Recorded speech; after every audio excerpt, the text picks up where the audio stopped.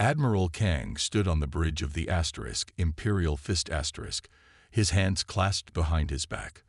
The stars shone bright against the darkness of space.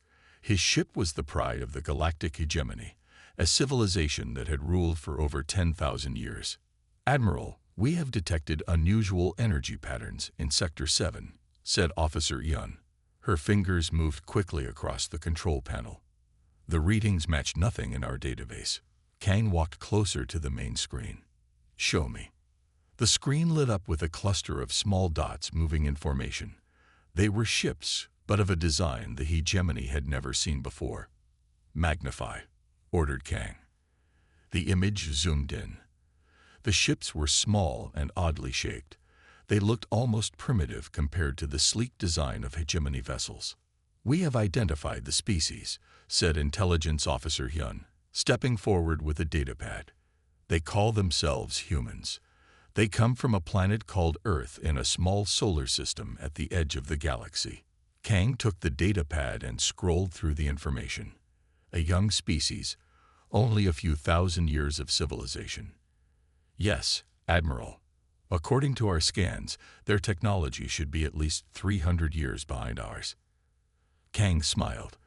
The hegemony always welcomed new species, as servants, of course. Those who resisted were crushed. Those who submitted were given the honor of serving the more advanced races. "Open a communication channel," he commanded. A moment later, the screen changed to show the bridge of the lead human ship. A man in a simple blue uniform sat in the command chair. His face showed no fear, only curiosity. "This is Captain Jai-Ho of the Earth exploration vessel Horizon *", the human said in perfect galactic standard. "To whom am I speaking?" Kang was surprised the humans could speak his language but didn't show it. "I am Admiral Kang of the galactic hegemony, the ruling power of this galaxy. Your ships have entered our territory without permission." Captain Jai-Ho's expression didn't change. "I was unaware this sector belonged to anyone. Our star charts showed it as unclaimed space." "All space belongs to the hegemony," Kang said firmly. "As representatives of a new species, you have two choices: submit to hegemony rule and serve as a junior race, or face immediate destruction." Kang expected fear. He expected begging. He expected immediate surrender. Instead, Captain Jai-Ho laughed. It wasn't a nervous laugh. It was the kind of laugh someone gives when they hear a good joke. The human captain's shoulders shook slightly as he tried to control himself.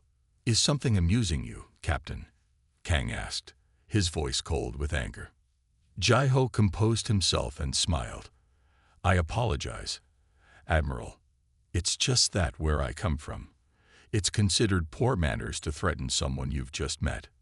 On the bridge of the Horizon *, Science Officer Suk leaned close to Jai-Ho's ear. "Their weapon systems are charging, Captain." Jai-Ho nodded but didn't seem worried. "Admiral Kang, perhaps we could discuss this situation peacefully. We humans are always interested in making new friends." "The hegemony does not make friends," Kang replied. "We rule. You will submit within 1 hour, or we will open fire." The communication ended. Kang turned to his weapons officer. "Prepare all systems. Show these primitives what real power looks like." Back on the Horizon *, military strategist Day joined Jai-Ho and Suk at the main console. "Do you think they really believe we're defenseless?" Day asked. Jai-Ho smiled.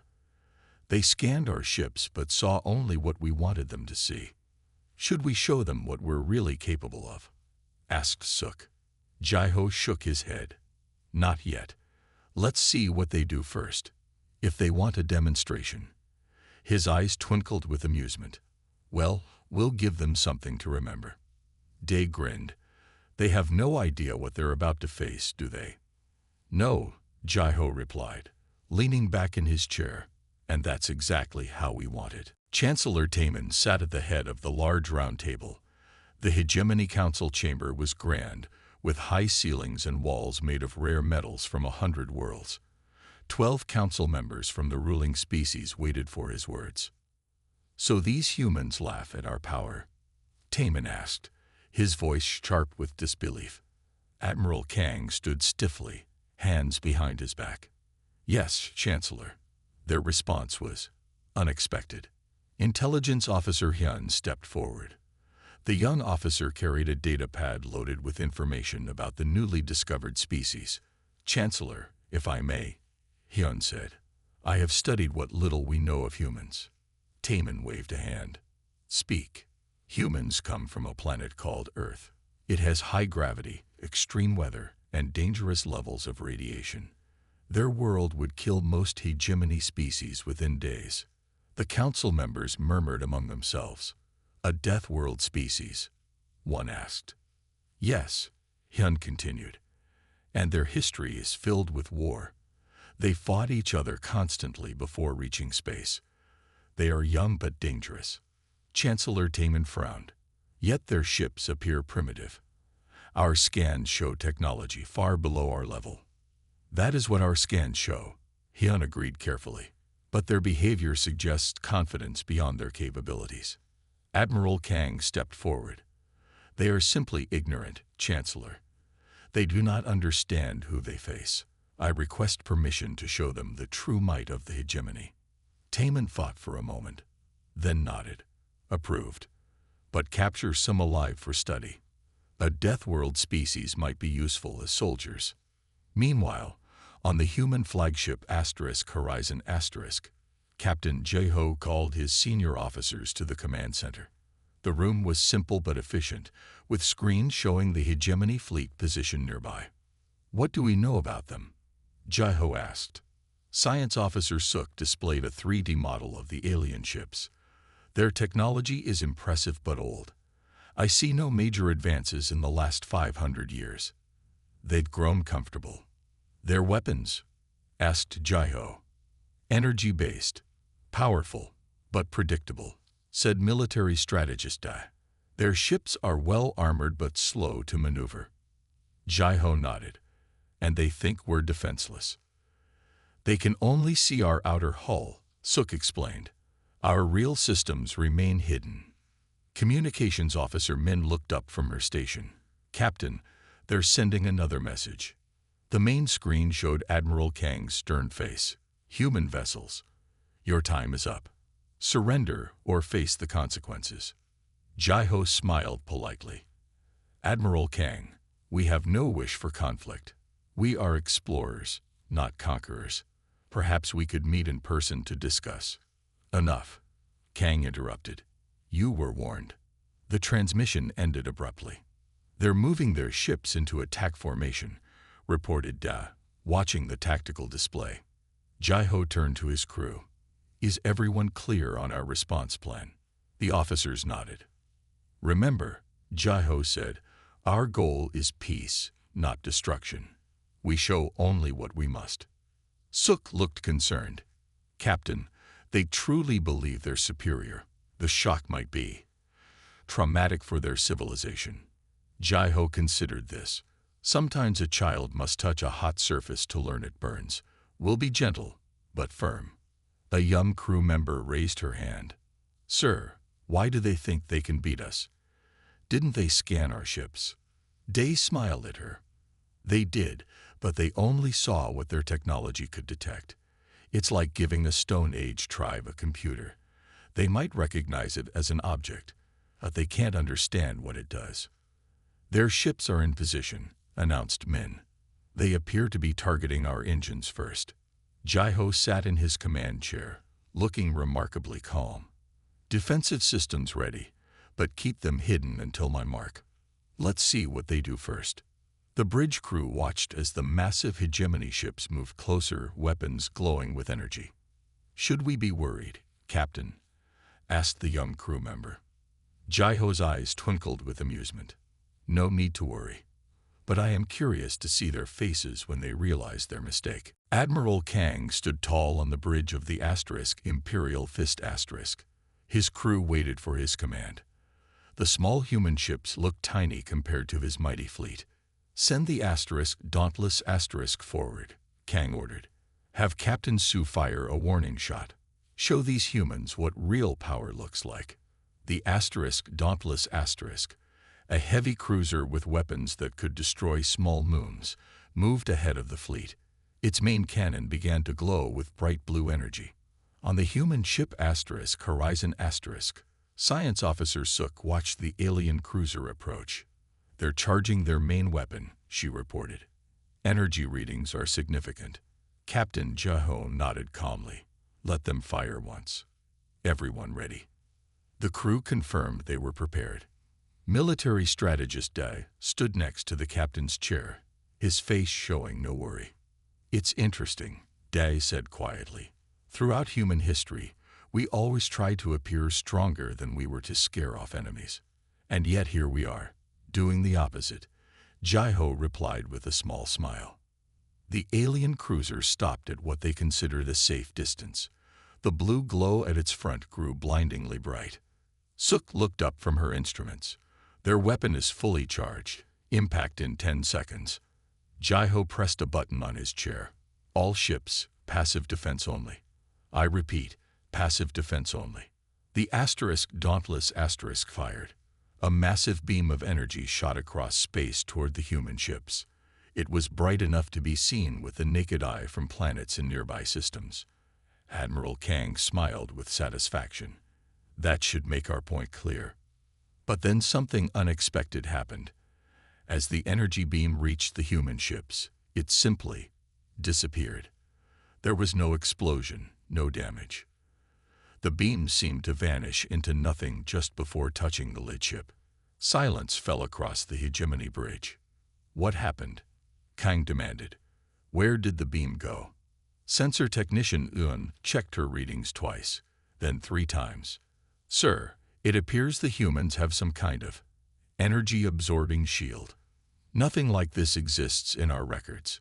Kang stared at the screen in disbelief. "Impossible. Fire again." Before the order could be carried out, a message came from the human ships. Captain Jaiho's face appeared on the screen. He looked as calm as before, but no longer smiling. "Admiral Kang, I understand you felt it necessary to demonstrate your weapons. Now please allow me to clarify our position." Jaiho paused, and when he continued, his voice was firm, but not threatening. "We came to this sector in peace. We still desire peace, but make no mistake, we are fully capable of defending ourselves.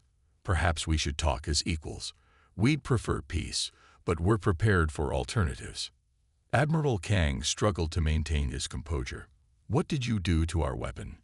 "We absorbed the energy," Jaiho explained simply. "A basic defense technology for us." Kang turned to his weapons officer. "Prepare all ships to." "Admiral," Jaiho interrupted, "before you give that order, look at your sensor readings again." The hegemony crew frantically checked their instruments.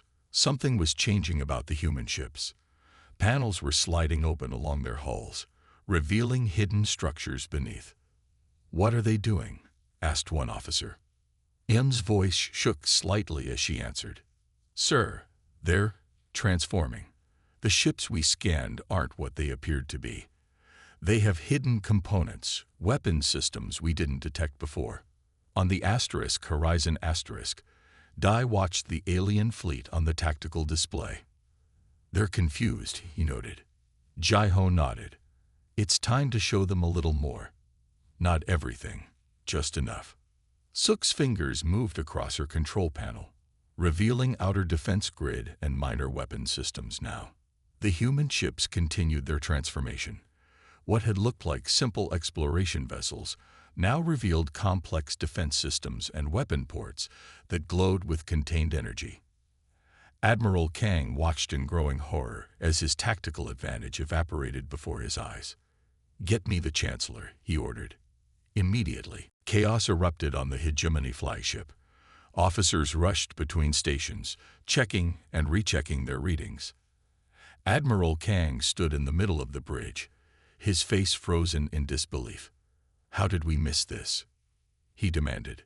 "How could our scans be so wrong?" Sensor technician Eun worked frantically at her console. "Sir, it appears the humans have some kind of technology that hid their true capabilities from our scanners." Chancellor Taman's face appeared on the main screen. Admiral Kang, explain what is happening. Kang straightened his uniform. Chancellor, the situation is unexpected. The humans have technology we did not detect. They absorbed our warning shot completely. Taman's eyes narrowed. Impossible.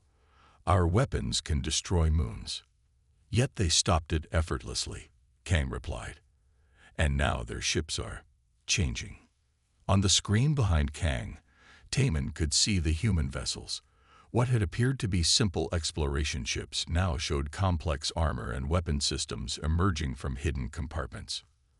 How is this possible? Taman asked.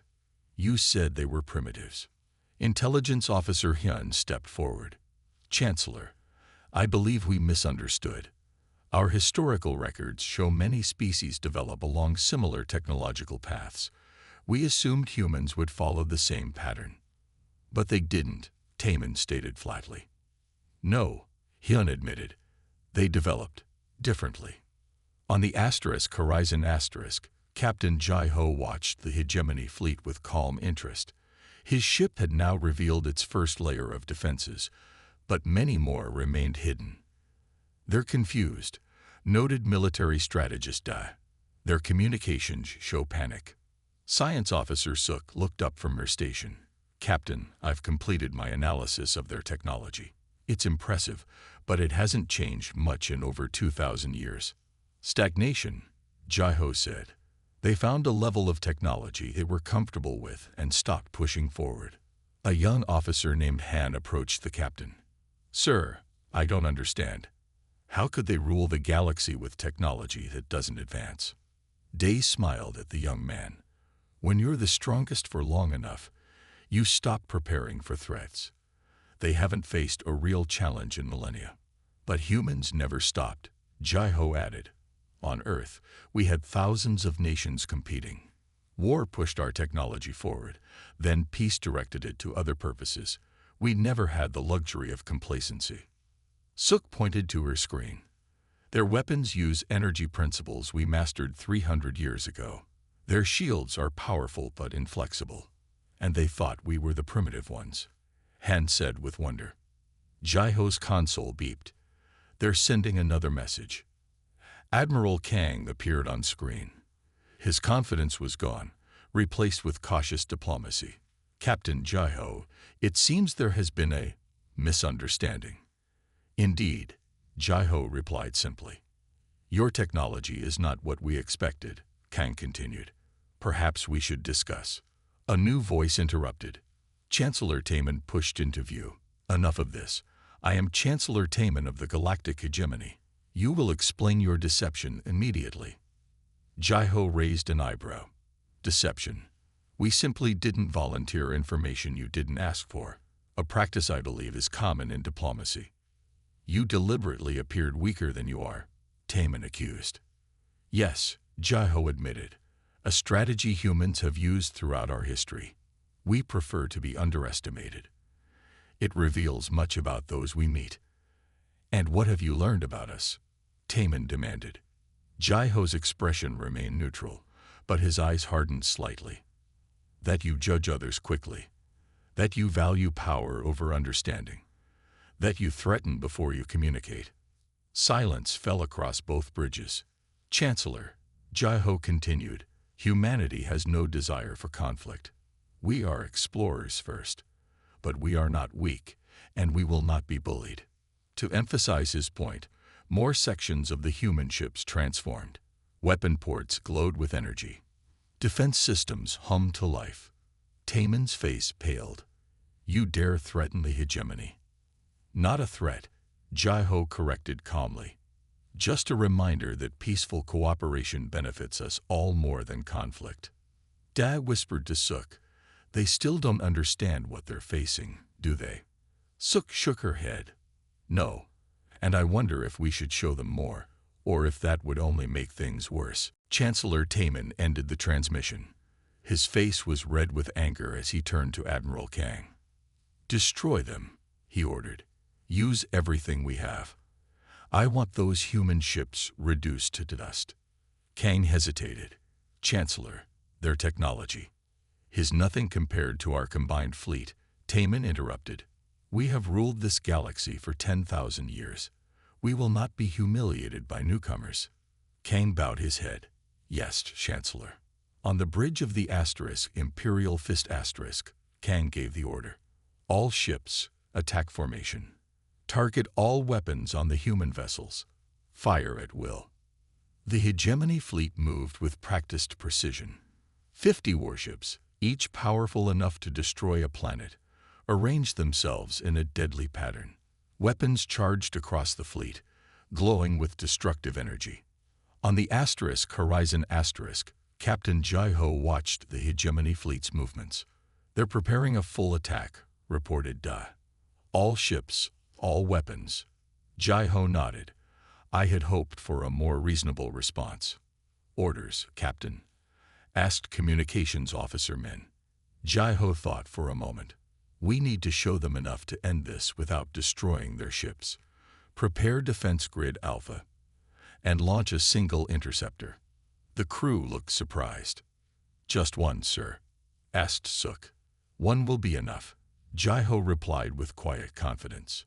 From the main human ship, a small vessel emerged. It was barely large enough for a single pilot. Against the massive hegemony fleet, it looked like a fly facing a swarm of dragons. The hegemony fired.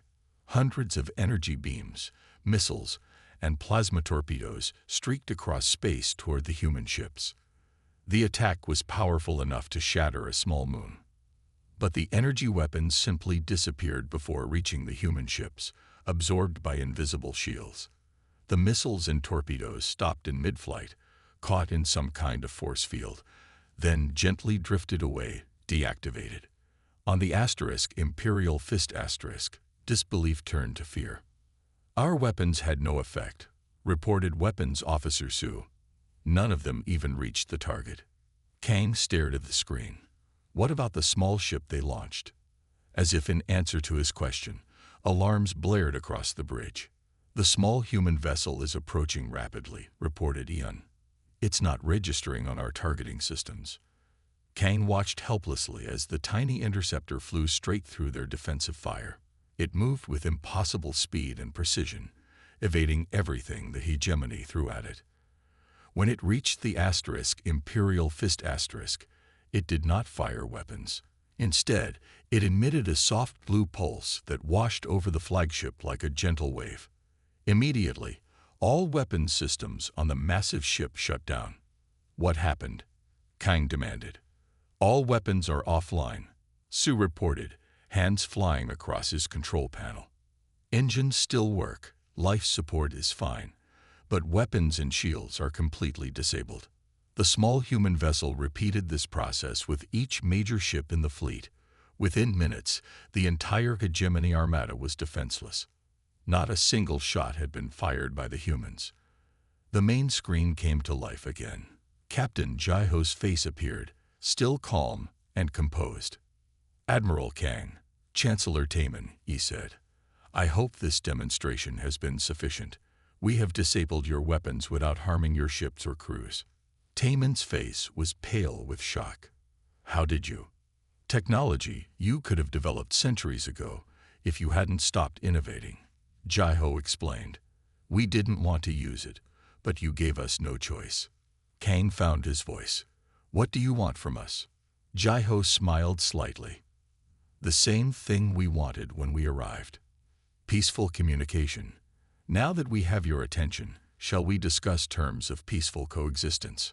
The small human interceptor returned to the asterisk horizon asterisk. As it docked, the pilot, a young woman named Sun, stepped onto the bridge. She bowed respectfully to the captain.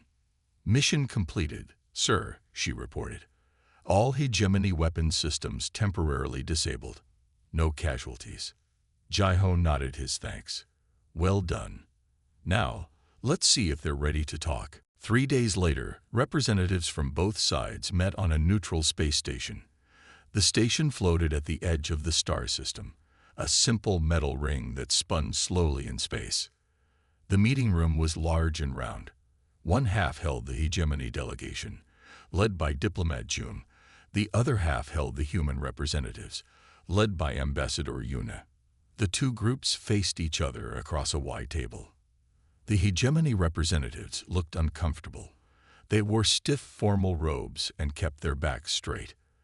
The humans dressed more simply in practical uniforms. They appeared relaxed but alert. Diplomat Jun spoke first. The Galactic hegemony welcomes this opportunity to discuss our future relations. Ambassador Yuna smiled. Thank you for meeting with us. Humanity is eager to establish peaceful connections with all galactic species. Jun's expression remained serious. Before we begin, we must address your deception. You hid your true technology from our scans.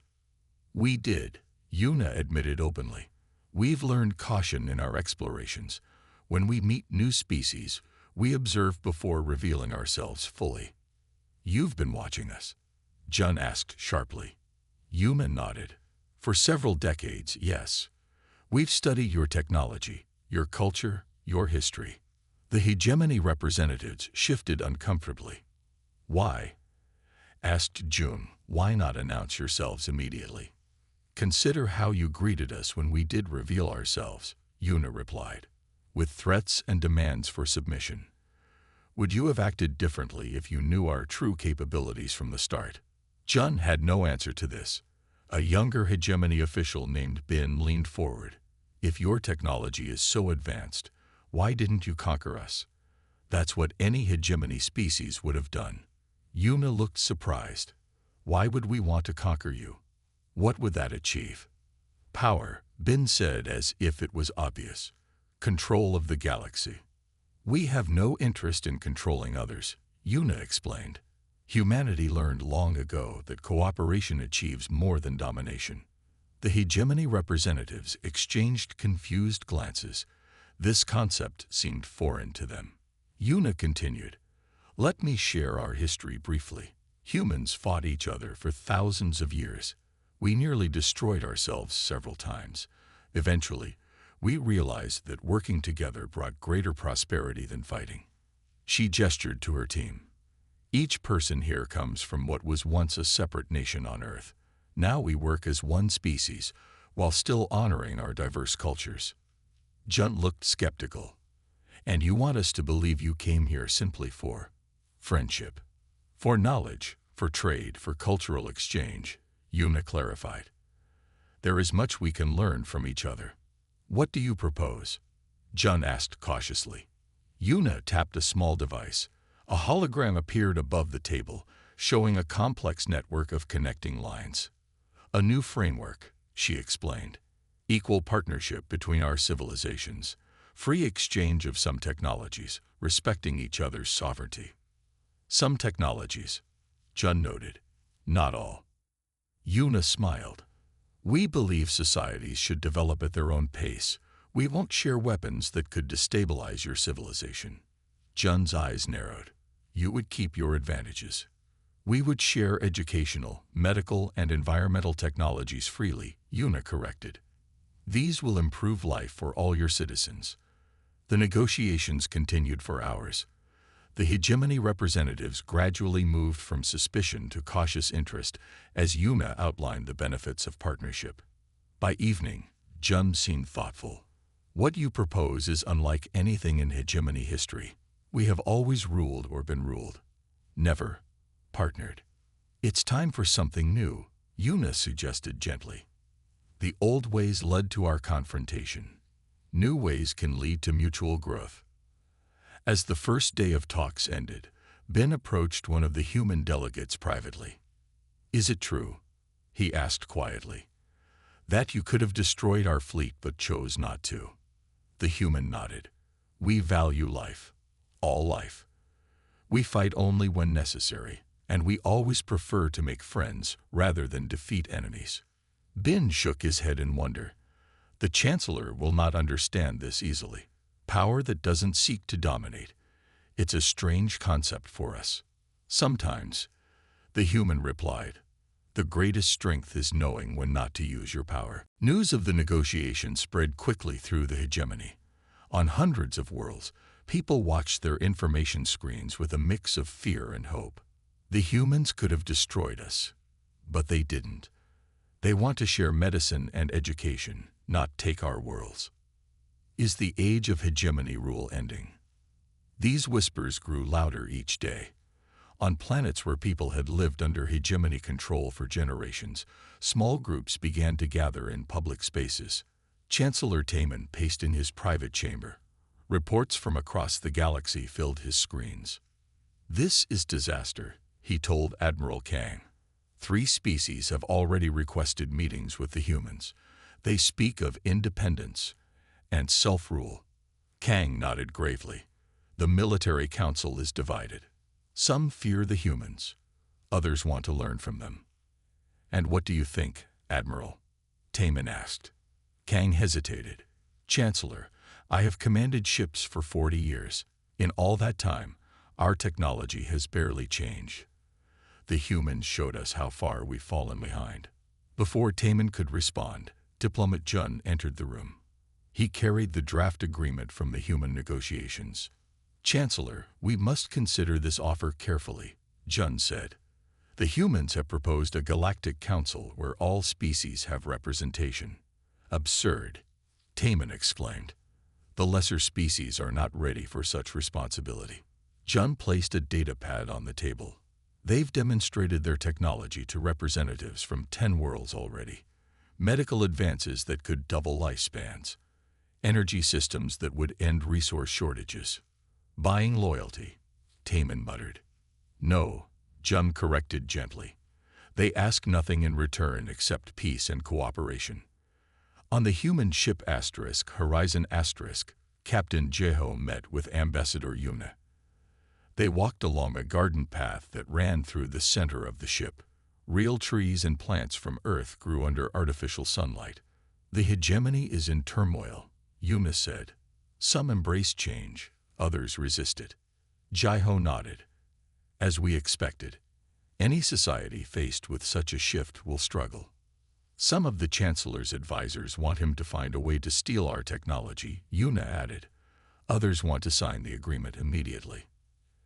"And the oppressed species? They see us as liberators," Yuna said with a sigh. "That brings its own problems. We don't want to be seen as conquering heroes, just fellow travelers in space." Their conversation was interrupted by military strategist Da. "Captain, Ambassador," he said with a bow. "We've received a message from the hegemony. Admiral Kang requests a private meeting." Later that day, Admiral Kang stood alone on the observation deck of the Horizon. He stared in wonder at the garden visible through the large windows. "You grow living plants on a spaceship?" he asked when Jeho joined him. "We find it helps us remember our home," Jeho explained. "Keeps us connected to our roots." Kang turned to face the human captain. "I've served the hegemony my entire life. I believed we were the pinnacle of civilization. And now?" Jeho asked. "Now I see how wrong I was," Kang admitted. "Your ships, your technology, they're centuries beyond ours. Yet you use this power with restraint." Jeho smiled. "Technology without wisdom is dangerous." Kang looked down. "The Chancellor has authorized me to sign a preliminary alliance agreement. Not the full proposal, but a start." "That's excellent news," Jeho said. "There's more," Kang continued. "I've been appointed to lead a joint fleet. The Hegemony Council wants to explore with humans, to learn your ways." Jeho extended his hand, a human gesture of agreement. "We would be honored to have you join us, Admiral." As Kang shook the human's hand, he asked, "Captain Jeho, when you first faced our weapons and laughed, did you know it would end like this?" Jeho's eyes twinkled. "Not exactly, but we hoped so. Throughout human history, we've learned that making friends is always better than making enemies." 1 year passed. The galaxy changed more in that single year than in the previous 1,000. On the hegemony capital world, a new building stood tall among the ancient structures. The Galactic Council chamber was built in a circle, with seats for representatives from all species. Today, the chamber was full as leaders from across the galaxy gathered. Chancellor Taman stood at the center. He looked older now, the stress of the past year visible on his face. But there was also a new wisdom in his eyes. 1 year ago, he began, we faced a choice. Continue as we were, or embrace a new way. The path has not been easy. Many in the room nodded. The transition had been difficult for the hegemony, giving up total control after 10,000 years. Yet look at what we have achieved together, Taman continued, gesturing to the screens that surrounded the chamber. The screens showed images from across the galaxy, new hospitals using human medical technology, schools where young hegemony citizens learned alongside species that were once considered lesser, joint scientific projects that explored mysteries of the universe. Among the audience sat scientist Min, a young hegemony researcher who now worked with Science Officer Suk. They had become good friends while studying ancient ruins on a distant moon. Did you ever imagine this? Min whispered to Suk. Our people working together as equals. Suk smiled. Humans always hoped for peaceful cooperation, but I admit, the speed of change has surprised even us. Far from the capital, a joint fleet explored the edges of known space. The fleet combined the best ships from both civilizations. Admiral Kang commanded from the hegemony flagship Unity *, while Captain Jeho led the human contingent from the Horizon *. On the bridge of the Unity *, Kang and Jeho studied a star map together. Their year of working together had built a strong friendship. The scan shows something strange in this sector, Kang said, pointing to a dark area on the map. Jeho nodded. No stars where there should be many. Something is blocking our view. A natural phenomenon. Kang wondered. Perhaps, Jeho replied. Or perhaps not. We should investigate carefully. Kang smiled. A year ago, I would have sent ships in immediately to claim the territory. You've taught me patience, my friend. And you've taught me much about the history of this galaxy, Jeho responded. Our strengths complement each other. Back on the capital world, the council session ended. Chancellor Taman sat alone in his office, reviewing reports. Ambassador Yuna entered after a polite knock. Chancellor, thank you for seeing me, she said. Taman gestured to a chair. Please sit. How go the integration projects? Better than expected, Yuna replied. 20 more worlds have requested educational exchanges. Taman was quiet for a moment. When your ships first appeared, and Captain Jeho laughed at our threats, I was furious. Yuna waited, letting him continue. I couldn't understand why anyone with such power wouldn't use it to conquer, Taman admitted. Now I begin to see. The old way, our way, led to stagnation. Your way leads to growth, Yuna finished. For everyone. Taman looked at a message that appeared on his screen. His eyes widened. The joint fleet has discovered something, he said. A vast area of space where all stars have been extinguished. Yuna's expression grew serious, artificial. Admiral Kang believes so, Taman confirmed. He says it may be a threat beyond anything our civilizations have faced before. Yuna stood. Then we will face it together. Human ingenuity and hegemony knowledge combined. As she left, Taman looked out at the sprawling capital city. Once, the hegemony ruled through fear and power. Now they were learning to lead through cooperation and respect. The galaxy was changing, and for the first time in thousands of years, it was changing for the better. Even with a new threat looming on the horizon, Taman felt something he hadn't experienced in many years.